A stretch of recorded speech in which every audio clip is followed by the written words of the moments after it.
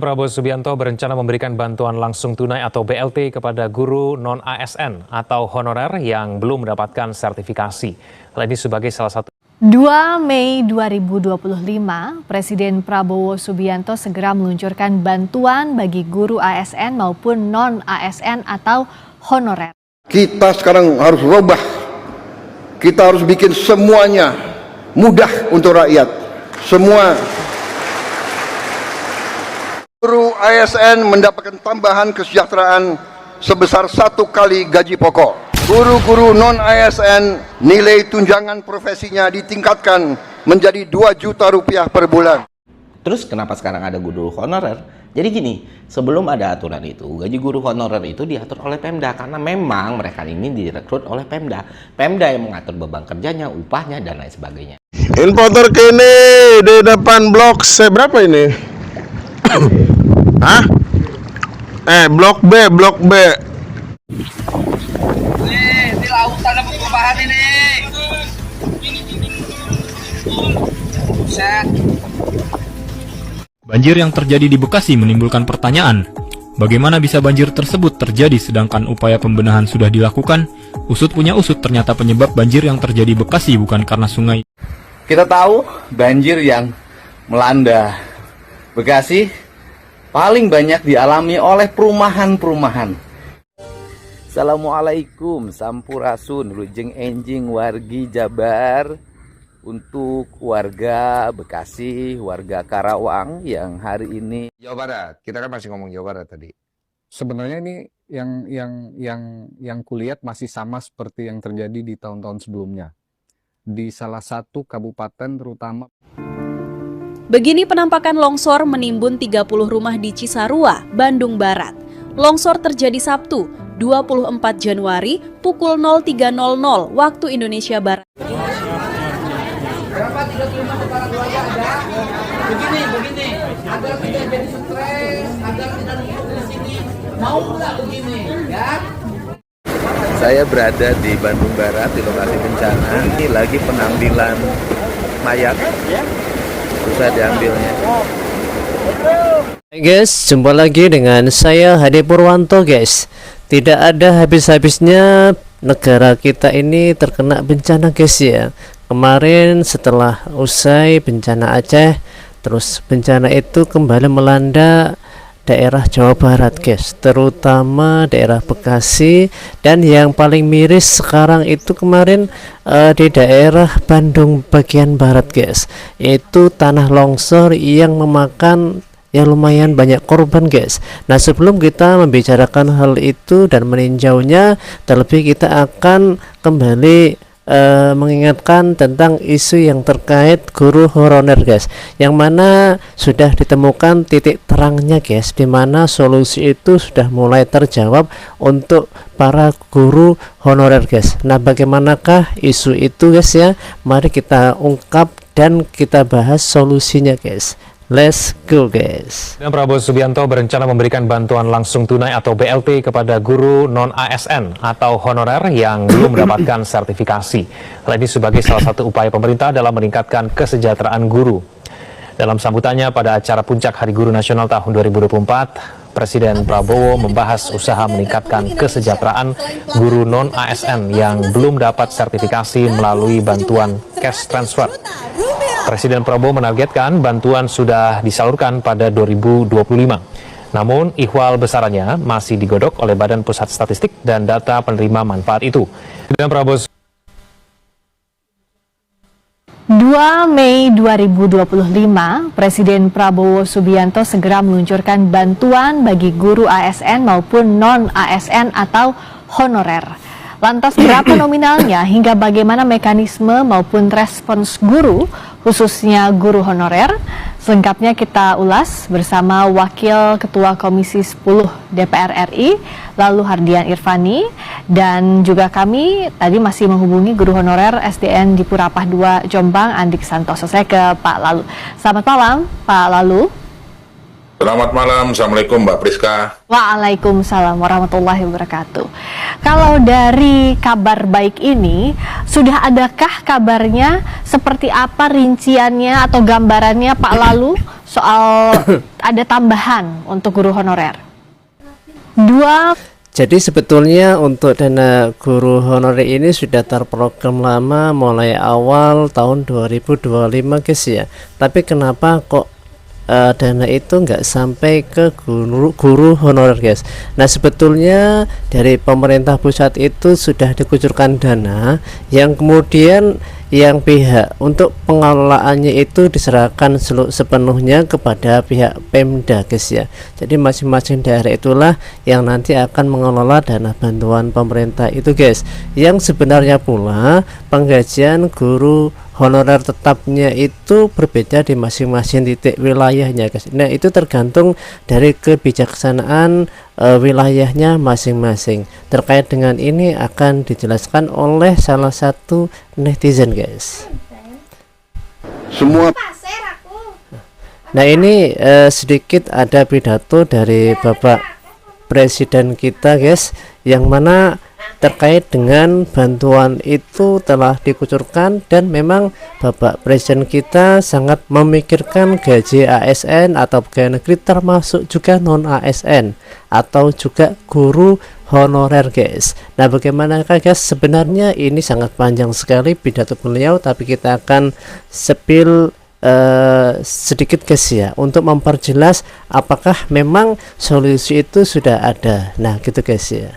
Pengen jadi pegawai negeri, tahu di dalam sudah jadi tidak bekerja maksimal, ya kan? Tadi mental, kalau dibikin susah untuk rakyat, kenapa dibikin gampang? Nah itu guys, itu Bapak Presiden itu benar-benar memikirkan guru honorer maupun juga ASN-nya guys. Kalau bisa lama, kenapa nggak dibikin? Kenapa harus dibikin singkat? Kita sekarang harus rubah. Kita harus bikin semuanya mudah untuk rakyat. Semua cepat, singkat. Saya terima kasih menteri-menteri yang bantu saya, wakil-wakil menteri. Beberapa belum punya rumah. Menseknek nggak hadir di sini? Ada nggak Menseknek? Nggak. Ya nanti saya panggil ya. Jangan-jangan banyak yang belum dapat gaji lagi. Tapi saya terima kasih, saya terharu. Mereka tidak pernah ngeluh.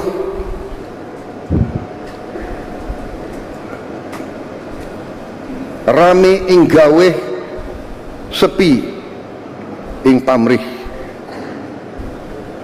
Itu ya, itu yang ditonjolkan. Pak Ate ngerti tadi itu bahasa. Kapolri ngerti? Kapolri orang Jawa. Fadlizon ngerti nggak Fadlizon? Ya jadi ini filosofi bahwa kalau kita mau mengabdi, ya sudahlah, kita jangan setengah-setengah ya. Jadi kita mengabdi dengan sepenuh hati. Jadi mekanisme seperti ini yang memang dibutuhkan oleh rakyat kita. Pelayanan harus cepat, efisien, uang rakyat harus benar-benar digunakan dengan baik ya. Saya tahu ada yang menentang penghematan ya kan.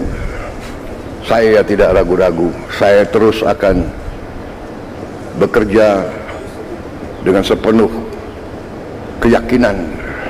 Saya akan bekerja keras dengan semua orang yang membantu saya.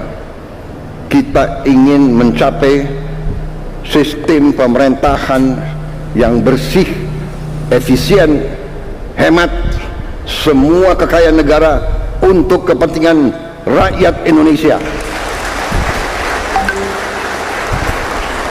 Alhamdulillah, sekarang saya bersama Menteri Keuangan, bersama yang lain, kita sekarang sudah lihat apa yang bisa kita lakukan. Kita bisa memperbaiki kondisi rakyat kita setapak demi setapak. Kita mohon memang kesabaran seluruh rakyat.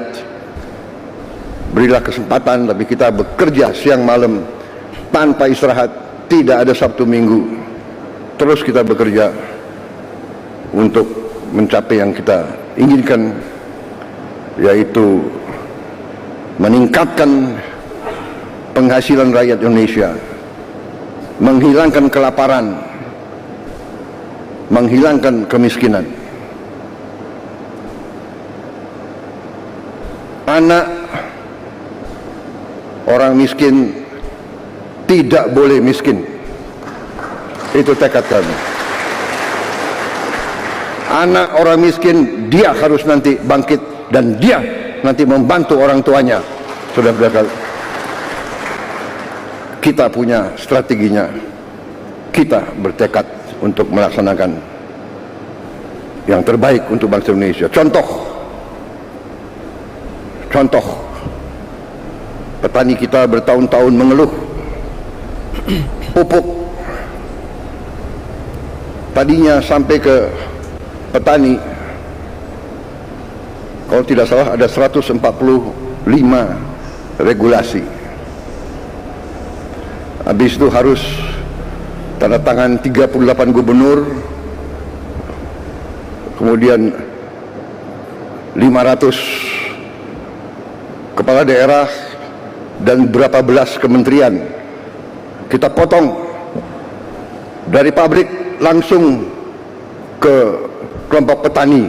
Nggak ada lagi muter sampai nggak jelas ujungnya di mana. Ini contoh. Kita bertekad efisiensi, jangan macam-macam alasan, padahal alasannya itu adalah untuk di sini mungut, akhirnya sampai ke petaninya teriak. Saudara-saudara, kita berada di jalan yang benar. Indonesia cerah, kita akan kelola kekayaan dengan baik, dan kita akan bangkit sebagai negara maju. Jadi seperti itu guys ya, kita spill sedikit guys. Nah itu pidato dari beliau. Kita sebagai rakyatnya, ya kita harus mendukung langkah beliau ini guys. Memang apa yang dilakukan oleh Bapak Presiden kita kali ini tugasnya terlalu berat, tugasnya juga terlalu banyak guys. Banyak sekali hal yang harus dipecahkan. Dan alhamdulillahnya untuk masalah guru honorer ini sudah ditemukan titik terangnya guys. Yaitu nanti kita akan bahas tentang di masing-masing Pemdanya itu guys. Guru ASN mendapatkan tambahan kesejahteraan sebesar 1 kali gaji pokok. Guru-guru non-ASN nilai tunjangan profesinya ditingkatkan menjadi 2 juta rupiah per bulan. Ini baru Presiden. Baru saja saya menonton pernyataan atau pidato Bapak Presiden Prabowo bahwa hari ini telah menaikkan gaji guru 1 kali gaji pokok. Ini luar biasa sekali. Saya patut bangga dengan ini semua. Bapak Presiden mengambil keputusan yang sangat tepat sekali. Ini adalah sejarah. Kalau saya boleh mengatakan, ini baru Presiden hebat mengambil keputusan tepat demi rakyat. Para guru memang pahlawan bangsa ini, dan saya berkeyakinan bahwa dengan keputusan ini akan meningkatkan kualitas para guru di bangsa ini. Saya percaya dengan menaikkan gaji guru maka akan semakin meningkatkan motivasi para guru untuk terus mendidik anak bangsa, untuk mendorong bangsa ini menjadi negara maju ke depan. Melalui kesempatan ini juga saya meminta kepada Bapak Presiden bahwa bangsa ini harus banyak mencetak para pahlawan, dan bangsa ini harus bisa peduli atas seluruh pahlawan. Para guru penting, tapi saya juga berharap agar tenaga kesehatan seluruh Indonesia harus bisa diberikan porsi yang cukup baik, karena mereka adalah pahlawan-pahlawan nyawa manusia, pahlawan yang bisa melanjutkan generasi bangsa ini. Mereka adalah pahlawan-pahlawan kesehatan yang tentunya semakin sehat bangsa ini, semakin berkualitas bangsa ini, dan semakin maju bangsa ini. Karena itu Bapak Presiden, saya minta gaji guru dinaikkan, saya setuju. Tetapi saya juga berharap agar para pejuang kemanusiaan, tenaga kesehatan, para perawat di seluruh Indonesia harus bisa dinaikkan gajinya. Kenapa? Karena kesejahteraan para tenaga kesehatan yang menjadi pahlawan utama untuk mendorong kesehatan bangsa ini. Saya pikir kita juga sepakat bahwa tenaga kesehatan adalah mereka yang akan berdiri di barisan terdepan apabila kita menghadapi pandemi. Mereka juga akan berdiri di barisan terdepan apabila bangsa ini terjadi perang dan lain sebagainya. Maka karena itu Pak Presiden, tolong saya sebagai anggota DPD RI meminta dengan hormat Pak Presiden agar gaji para tenaga kesehatan Indonesia, para dokter, para tenaga perawat harus betul-betul dipikirkan dan berikan tunjangan yang terbaik untuk mereka. Bapak Presiden yang saya hormati, apabila keputusan tidak hanya menaikkan gaji guru tetapi juga menaikkan gaji tenaga kesehatan, maka saya percaya rakyat akan terus memberikan kepercayaan kepada Bapak. Mungkin tidak hanya 1 periode, 2 periode, bahkan 3 periode bisa saja. Ayo kita bangun bangsa ini dengan semangat mendorong anak bangsa terdidik tetapi juga sehat. Nah, itu pendapat dari salah satu netizen dan juga pegawai ASN guys ya, yaitu Bapak Laude Umar guys, sebagai DPD RRI, wakil ketua guys ya. Terus kenapa sekarang ada guru honorer? Jadi gini, sebelum ada aturan itu gaji guru. Nah, jadi ini sedikit ada penjelasan dari Bang Ferry Irwani guys ya, terkait dengan guru honorer itu guys, yang mana peraturan untuk dana itu sebenarnya pihak pemerintah setidaknya sedikitnya sudah memberikan bantuan. Nah, ini akan diperjelas oleh Bang Ferry guys. Honorer itu diatur oleh Pemda karena memang mereka ini direkrut oleh Pemda. Pemda yang mengatur beban kerjanya, upahnya dan lain sebagainya. Di sini gue mau tekankan juga nih, urusan guru honorer itu nggak pernah ada di tangan pemerintah pusat. Dan kadang kalau kita scroll TikTok atau Instagram, kita kan sering ya ngeliat konten-konten gaji guru honorer dengan nggak layak atau menunggak berbulan-bulan. Di kolom komentarnya banyak yang mention menteri atau kementerian pendidikan gitu ya. Nah, ini sebenarnya agak miss nih teman-teman. Karena dalam konteksnya sebelum UU 2023 tadi yang lebih tepat adalah kita cek kasusnya itu ada di daerah mana dan kita protes ke Pemdanya gitu, karena kewenangannya bukan di pemerintah pusat untuk guru honorer itu. Terus sekarang setelah UU 2023 gimana? Sekarang Pemda sudah nggak punya otoritas untuk mengangkat tenaga honorer, tapi satu sekolah bisa melakukan perekrutan kalau memang butuh, tapi sekolahnya mengurus secara mandiri. Nah, artinya sekarang sekolah itu sendiri yang mengidentifikasi kebutuhannya ada atau enggak, berapa banyak. Kemudian sekolah itu yang juga menghitung apakah sekolahnya cukup untuk perekrutan tersebut. Dan tentu saja yang menentukan besaran gajinya adalah sekolah itu sendiri sesuai kemampuan anggaran sekolah tersebut. Dan tentu aja besarannya tergantung apa ya. Kalau sekolah negeri itu dari Pemdanya, kalau sekolah swasta dari yayasannya. Nah, disinilah akhirnya tidak ada standar nasional untuk kelayakan upah guru honorer. Nah, ketika gue lihat kondisi payung hukum dan alur kelembagaannya seperti ini, ya gue kalau jadi menteri pendidikan ya atau jadi pemerintah pusat ya ruang geraknya kan terbatas banget, karena sejak awal pusat nggak megang wewenang buat mengatur sedikit pun terkait tenaga honorer. Artinya sekolah dan daerah punya kewenangan penuh atas itu. Lah, kenapa nggak pusat tentuin aja bang, bikin aja standarnya? Masalahnya sekolah persenya apakah mau menerima atau tidak? Karena bisa aja ketika dibikin standarnya dari sekolahnya tidak punya kemampuan untuk merekrut hal tersebut. Jadi ini kan kompleksitasnya luar biasa sekali ya teman-teman. Tapi ya mau gimana pun gue ngelihat ya sejauh ini yang gue pelajarin dan pahami di pusat itu tetap aja gimana pun punya wewenang dan anggaran. Makanya bagus juga kalau misalnya ada kebijakan dukungan dana dari pusat biar bisa menambah pendapatan guru. Misalnya dalam bentuk tunjangan yang ditetapkan langsung dari pusat. Karena kan supaya teman-teman ketahui biaya raksasa soal pendidikan itu, biaya raksasa pendidikan ini yang 20% dari APBN ini, amanat undang-undang ini, itu nggak semuanya di Kementerian Pendidikan teman-teman, malah sebagian besar bisa 80% atau bahkan 90% itu dialirkan ke Pemda masing-masing, dan Pemda masing-masing mengelola ini dana dipakai untuk apa gitu kan. Itu yang gue pelajari selama 10 tahun di Kementerian Keuangan melalui DAK, DAU dan beberapa penyaluran yang lain. Dan di sini sebenarnya bottleneck yang sering terjadi gitu, sampai di suatu daerah yang pernah gue riset, gue observasi, dana-dana pendidikan ini dipakainya bukan untuk memberikan standar kesejahteraan guru atau memberikan fasilitas yang mudah ke murid, tapi dirancang untuk buat suatu beasiswa yang sebenarnya biaya budgetnya itu gede banget tapi tidak diperuntukkan dengan tepat sasaran. Lu bayangin beasiswa untuk anak sekolah, mereka harus mengambil jurusan pertambangan tapi universitasnya nggak diatur gitu, dan yang dapat waktu itu gue bisa katakan bahwa rata-rata ya anak-anak yang bapak ibunya bekerja di Pemda tersebut gitu. Itu pernah terjadi teman-teman.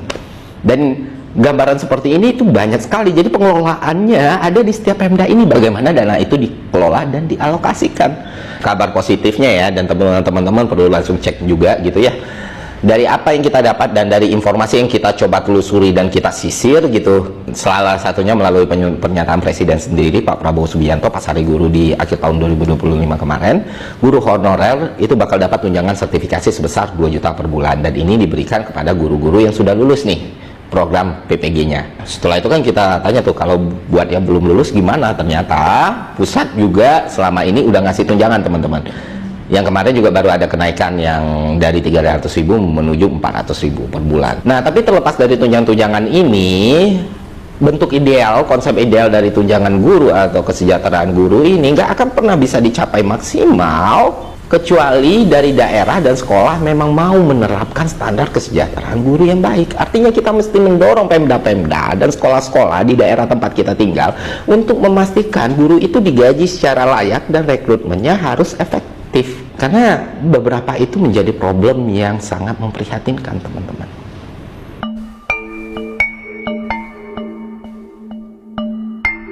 Oke, lu pernah dengar nggak masalah guru honorer yang gajinya nunggak bahkan berbulan-bulan gitu kan ya? Nah, bahasan di part sebelumnya sebenarnya nyambung banget sama isu ini teman-teman. Kita udah paham bahwa yang berwenang menggaji guru honorer adalah Pemda dan satuan pendidikan itu sendiri alias sekolah, dan dananya didapat dari apa yang disebut BOS, biaya operasional sekolah. Terus kenapa? Nah, jadi udah ketahuan guys, yang selama ini mungkin ngakalin itu ya dari Pemdanya. Jadi Pemdanya harus diselidiki guys, Pemda harus terus dipantau. Menurut saya pribadi, Pemda yang hari ini sesuai dengan apa yang telah diprogramkan oleh pusat sementara adalah Jawa Barat guys. Kenapa? Karena Kang Deddy Mulyadi langsung turun ke bawah ke guru honornya langsung, jadi tahu gitu guys ya, yang selama dipegang oleh KDM ini untuk pendanaan Pemdanya itu sangat gimana guys, sesuai apa yang diharapkan gitu guys. Misalkan dana itu untuk rakyat atau untuk instansi manapun, maka pasti hal itu akan tepat salurannya guys. Nah, ini kenapa saya salut kepada KDM guys, yang ternyata Bapak Presiden sendiri salut pada beliau guys. Salah satu yang membuat beliau salut adalah gerak cepatnya. Nah, hari ini pun Bapak Presiden mulai gerak cepat seperti apa yang dilakukan oleh Kang Deddy Mulyadi guys. Info terkini. Nah, ini kita tengok sejenak guys ya, yaitu tentang banjir di daerah Bekasi guys, yang banjirnya itu sampai di angka 1,8 meter guys, yang hampir menenggelamkan rumah guys, dan mobil pun juga ikut tenggelam nih guys. Di depan blok C berapa ini? Hah? Blok B depan Pak Dudi, depan Umi. Lihat udah kayak lautan. Airnya ombak gede. Kok seperti danau nih guys. Rumah pada jebol depan. Info Nih, di lautan ada perubahan ini. Set. Ini ngeri ya Allah, ya Allah.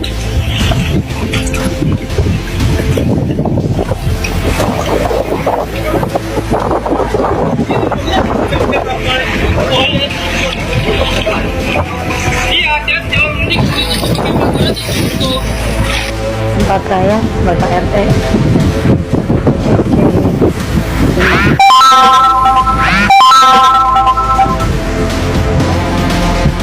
Betul.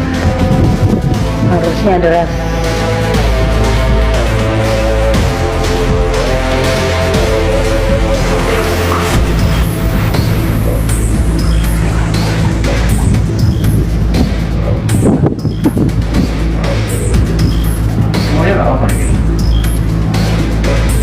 Pak.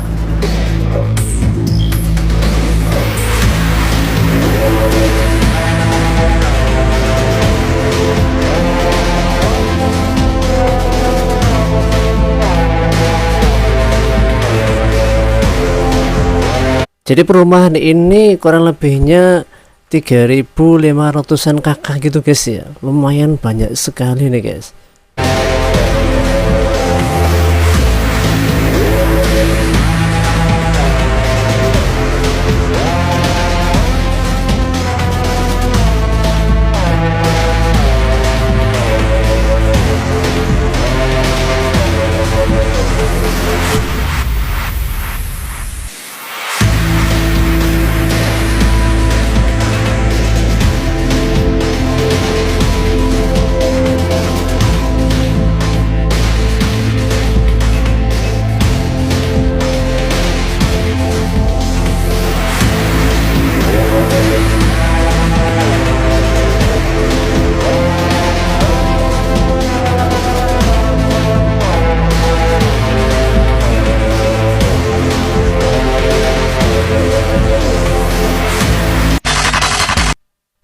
Banjir yang terjadi di Bekasi menimbulkan pertanyaan, bagaimana bisa banjir tersebut terjadi sedangkan upaya pembenahan sudah dilakukan?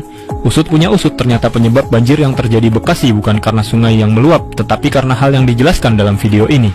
Ini saya lagi di Bekasi, daerah mana?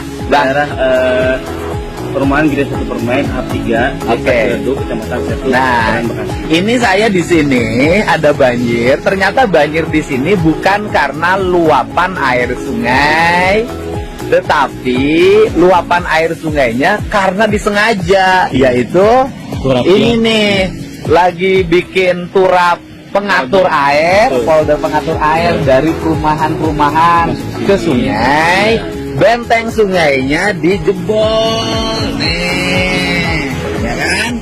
Pekerjaan belum selesai, benteng sungainya dijebol, akhirnya air dari sungai pindah ke sini. Ini banjir yang disengaja karena kontraktor pelaksana teknisnya pekerjaan pembuatan folder ini kayaknya nggak ahli deh nanganin yang beginian, perhitungan nggak tepat. Bisa jadi ngitungnya dia nggak ada hujan. Iya, betul. Nah, ini tidak sesuai dengan SOP ya. Ini Pak Bupati Kabupaten Bekasi segera melakukan langkah-langkah dan evaluasi terhadap pekerjaan teknis ini. Nih, gitu. Jadi harusnya nggak banjir. Jadi salah satu penyebabnya sudah ditemukan. Mungkin ada lagi penyebab yang lainnya guys. Mari kita lihat guys. Kita tahu banjir yang melanda Bekasi paling banyak dialami oleh perumahan-perumahan yang dulu menjanjikan sebagai kawasan bebas banjir. Dan yang paling prihatin adalah saat warga perumahan mengalami kebanjiran, developer yang dulu mempromosikan sebagai kawasan yang nyaman dan aman bagi hunian tidak pernah datang menemui para konsumennya yang hari ini berteriak-teriak. Mereka lebih sibuk untuk mengajukan izin baru. Inilah cara kita menyelesaikan masalah. Untuk itu saya mengajak pada para pengembang perumahan di seluruh Provinsi Jawa Barat. Daerah-daerah perumahan yang dibangun, yang hari ini dilanda banjir, sebaiknya turun. Temui warga dan sama-sama mencari solusi dengan pemerintah. Jangan segala sesuatu dibebankan semuanya kepada pemerintah. Karena bagaimanapun ketika mengembangkan perumahan pasti dulu mendapatkan keuntungan. Jadi ternyata banyak sekali para bisnis rumahan, para bisnis properti atau kontraktor yang nggak paham tentang hal ini guys. Artinya SDM-nya masih belum mumpuni guys, masih kategori belum cukup lah guys ya, masih perlu belajar lagi guys. Menurujeng enjing wargi Jabar untuk warga Bekasi, warga Karawang yang hari ini masih mengalami banjir karena hujan terus-menerus dan pembangunan perumahan dilakukan di areal-areal tempat penyimpangan air seperti sawah dan rawa serta sungai-sungai yang mengalami sedimentasi dan penyempitan sehingga air meluap dan tidak bisa terkendali karena air pasti mengejar daerah yang datarannya lebih rendah. Untuk itu, pemerintah Provinsi Jawa Barat berkomitmen, satu, akan terus melakukan normalisasi sungai, pelebaran sungai, dan akan terus melakukan pembongkaran berbagai bangunan yang ada di bantaran sungai. Yang kedua, pemerintah Provinsi Jawa Barat akan bersikap tegas pada seluruh pengembang yang tidak memiliki tanggung jawab terhadap proyek-proyek yang dibangunnya dan kemudian mendapat pasar yang relatif baik dengan janji kawasan nyaman, kawasan bebas banjir dan sejenisnya, tapi faktanya tidak sesuai dengan harapan. Yang ketiga, saya menyampaikan bahwa pemerintah Provinsi Jawa Barat sudah melakukan perubahan tata ruang dan sedang berproses, dan selanjutnya agar para bupati wali kota melakukan tindakan yang sama dengan merubah tata ruang, tidak lagi membuka ruang areal-areal yang peruntukan untuk kawasan perkebunan, kawasan hutan, kawasan pesawahan, kawasan rawa, bantaran sungai, dijadikan areal untuk perumahan dan pemukiman warga. Selanjutnya, perumahan di areal padat penduduk seperti Bekasi, Depok, wilayah Bandung Raya, Bogor, dan wilayah lainnya yang dikategorikan padat penduduk, maka tidak ada pilihan lain kecuali membangun rumah vertikal atau apartemen, karena itu satu-satunya jalan untuk membebaskan masyarakat dari hantu banjir yang datang dalam setiap waktu. Nah, jadi masalah yang kedua yaitu datang dari penyempitan sungai, guys. Sungai yang di situ menyempit akibat pembangunan liar, guys. Di Jawa Barat, kita kan masih ngomong Jawa Barat tadi. Nah, ini kita akan meninjau bagaimanakah peristiwa bencana yang terjadi di Bandung bagian barat, yaitu tanah longsor yang memakan korban jiwa, guys. Sebenarnya ini yang kulihat masih sama seperti yang terjadi di tahun-tahun sebelumnya. Di salah satu kabupaten terutama Bandung Barat, tanah longsor. Kecil lah, maksudnya nggak sampai besar banget gitu. Besar. Oh, tapi ada korban jiwa tuh. Ada. Oke. Tapi nggak besar, nggak banyak. Rumah hancur. Karena tanah longsor, ya. Tapi nggak besar. Saya menyampaikan duka yang cukup mendalam atas meninggalnya 2 orang warga Desa Sukajaya, Kecamatan Lembang, Kabupaten Bandung Barat, tertimpa longsor saat sedang tidur. Semoga kedua warga tersebut diterima iman Islamnya, diampuni segala dosanya, dan diterima di sisi Allah Subhanahu wa Ta'ala, dan keluarga yang ditinggalkan mendapat ketawakalan. Dan selanjutnya pemerintah Provinsi Jawa Barat menyampaikan uang duka masing-masing 25 juta rupiah untuk 1 orang, dan kepada seluruh aparat pemerintah di tingkat RT, RW, desa, kecamatan, kabupaten untuk bisa memitigasi, memprediksi berbagai kemungkinan bencana yang terjadi di lingkungannya, dengan meminta warga yang ada di lereng-lereng yang rumahnya memiliki potensi untuk longsor untuk sementara meninggalkan rumahnya dulu, karena hujan akan terus berlangsung, angin kencang selalu terjadi, dan potensi longsor mungkin terjadi dimanapun. Untuk itu saya ucapkan terima kasih pada semua jajaran yang terus bekerja, memantau, membantu masyarakat yang mengalami musibah. Di Jawa Barat, kita Jadi di awal tadi kita menyaksikan seorang peramal yang kebetulan terjadi sungguhan, guys, ya. Ya, kita sedikitnya itu gimana, guys? Boleh percaya, boleh enggak, tapi memang sedikitnya terjadi sungguhan. Nah, itu terjadi korban. Nah, berapa sih korban yang meninggal, guys? Mari kita lihat dulu, guys. Begini penampakan longsor menimbun 30 rumah di Cisarua, Bandung Barat. Longsor terjadi Sabtu, 24 Januari pukul 03.00 waktu Indonesia Barat dini hari. Sebelum longsor, kawasan tersebut diguyur hujan deras disertai angin kencang. Sebanyak 6 orang dilaporkan meninggal dunia, sementara 84 orang lainnya saat ini masih hilang.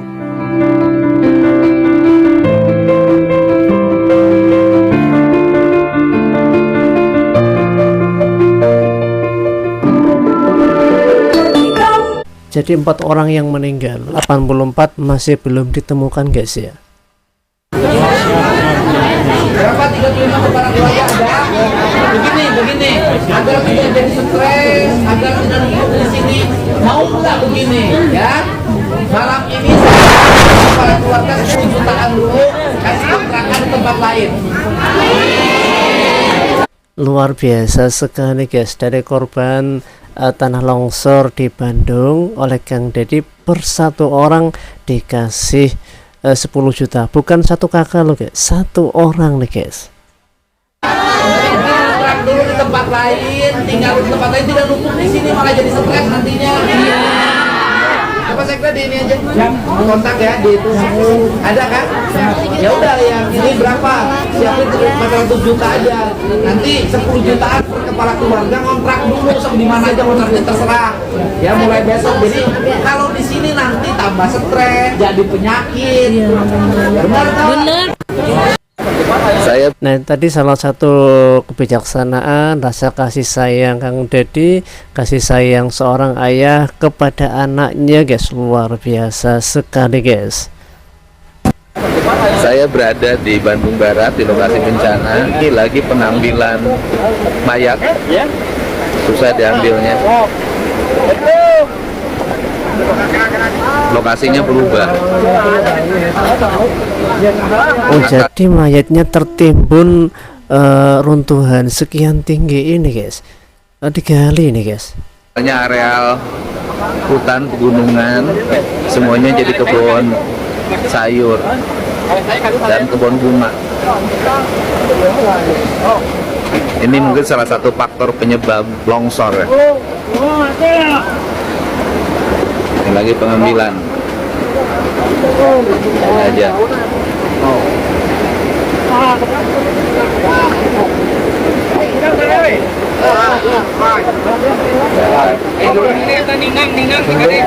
Semoga seluruh masalah ini bisa selesai dan semoga kita dijauhkan dari bencana. Amin ya robbal alamin. Nah itu guys ya, salah satu kerjasama Kang Deddy dengan warga mencari korban yang meninggal cuma 4 orang, tapi yang belum ditemukan 84 guys. Ada kemungkinan selamat, ada kemungkinan bisa meninggal dunia juga guys.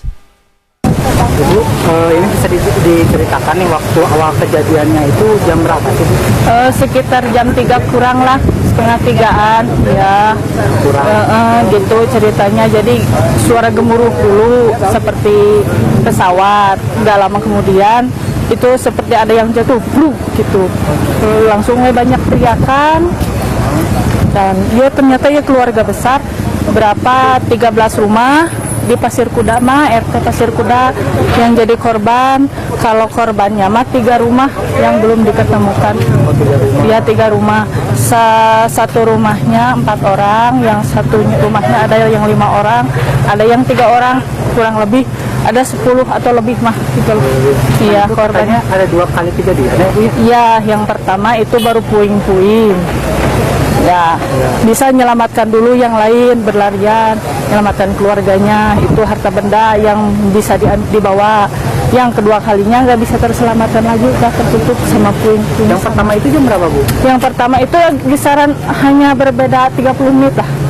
Iya, setengah 3 hari ya? Iya, setengah 3, jam 3-nya datang lagi susulan gitu. Iya. Emang di sini emang rawan bencana longsor? Enggak, Pak, enggak. Seumur-umur di kampung saya ini baru sekarang terjadi parah seperti ini. Baru kali ini. Nah, Ibu, tadi dulu kan ada yang ditemukan juga ya? Iya. Itu siapa? Itu Pak Dadang. Iya, istrinya sama anak-anaknya belum diketemukan.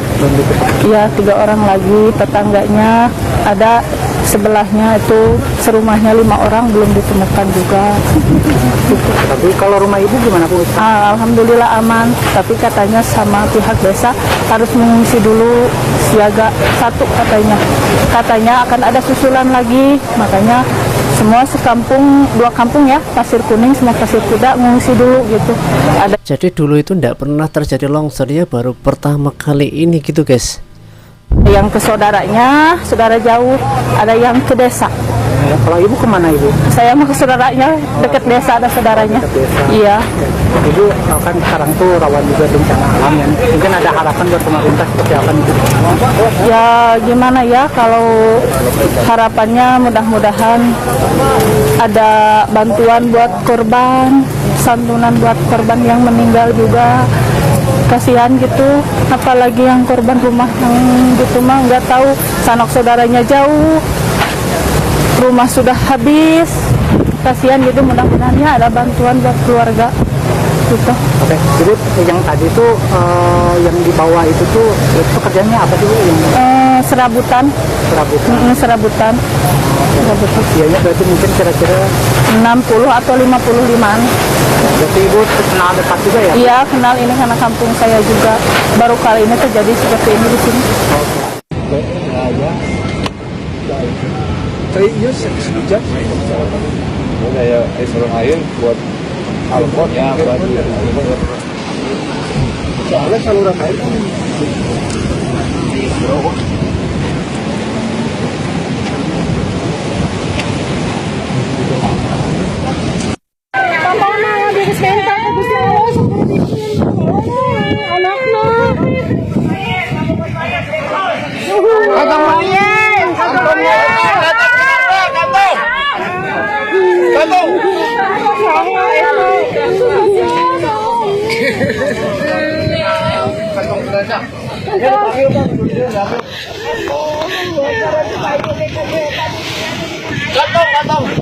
Ini korban yang baru ditemukan nih guys.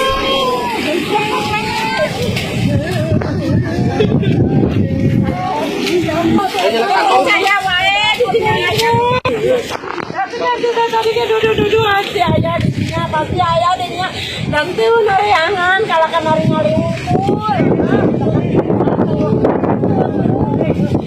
Tuh tidak tadi di sini ayah.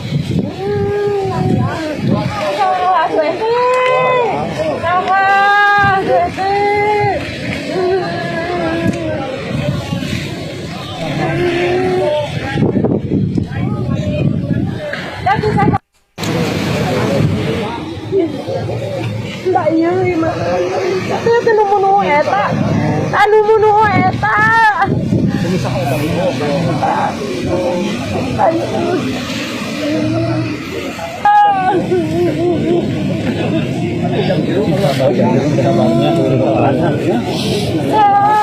Ayo kami ya, jero ya.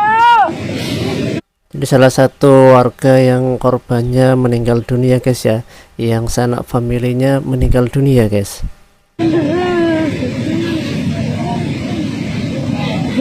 Ya. sabar ibu, sabar.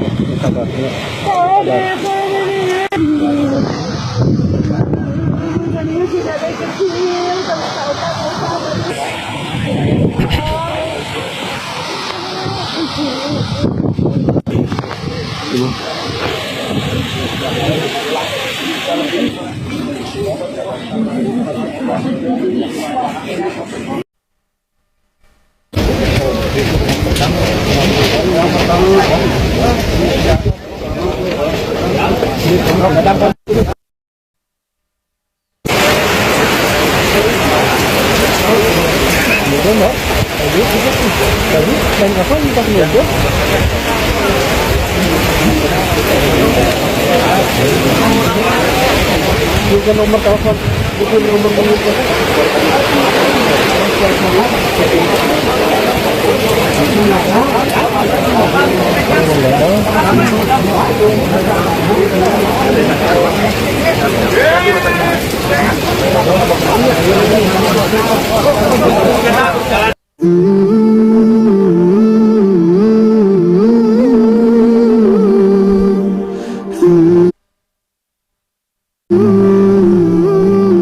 Nah ini setelah terjadi banjir kayak gini pemandangannya guys dari atas guys.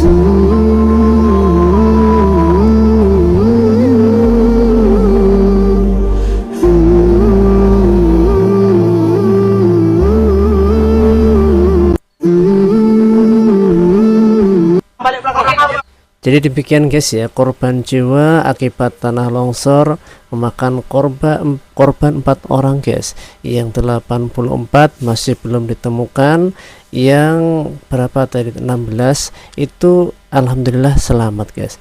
Nah silahkan tulis komentar kamu di kolom komentar guys. Sampai jumpa di waktu yang akan datang guys. See you next time guys.